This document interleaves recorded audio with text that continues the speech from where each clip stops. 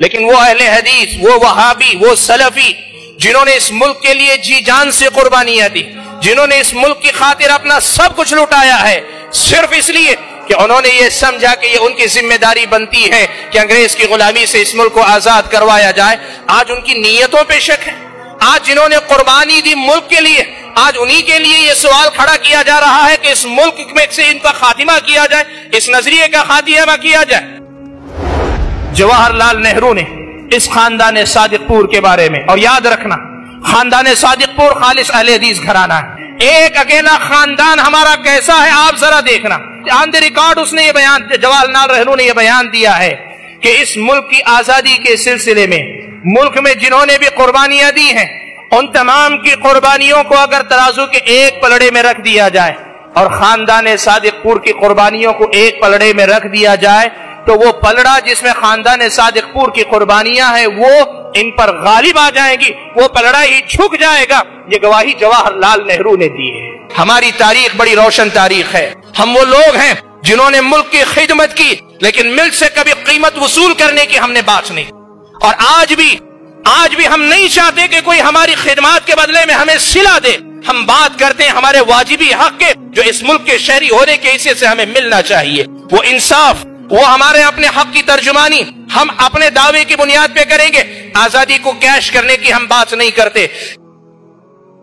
لیکن وہ اہل حدیث، وہ وہابی، وہ سلفی جنہوں نے اس ملک کے لیے جی جان سے قربانیاں دی، جنہوں نے اس ملک کی خاطر اپنا سب کچھ لٹایا ہے، صرف اس لیے کہ انہوں نے یہ سمجھا کہ یہ ان کی ذمہ داری بنتی ہے کہ انگریز کی غلامی سے اس ملک کو آزاد کروایا جائے، آج ان کی نیتوں پہ شک ہے۔ آج جنہوں نے قربانی دی ملک کے لیے، آج انہی کے لیے یہ سوال کھڑا کیا جا رہا ہے کہ اس ملک میں سے ان کا خاتمہ کیا جائے، اس نظریے کا خاتمہ کیا جائے۔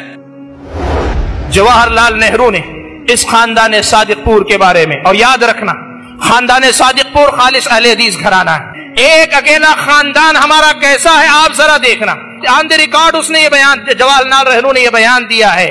کہ اس ملک کی آزادی کے سلسلے میں ملک میں جنہوں نے بھی قربانیاں دی ہیں، ان تمام کی قربانیوں کو اگر ترازو کے ایک پلڑے میں رکھ دیا جائے اور خاندان صادق پور کی قربانیوں کو ایک پلڑے میں رکھ دیا جائے تو وہ پلڑا جس میں خاندان صادق پور کی قربانیاں ہیں وہ ان پر غالب آ جائیں گی، وہ پلڑا ہی جھک جائے گا۔ یہ گواہی جواہر لال نہرو نے دی ہے۔ ہماری تاریخ بڑی روشن تاریخ ہے۔ ہم وہ لوگ ہیں جنہوں نے ملک کی خدمت کی، لیکن ملک سے کبھی قیمت وصول کرنے کی ہم نے بات نہیں، اور آج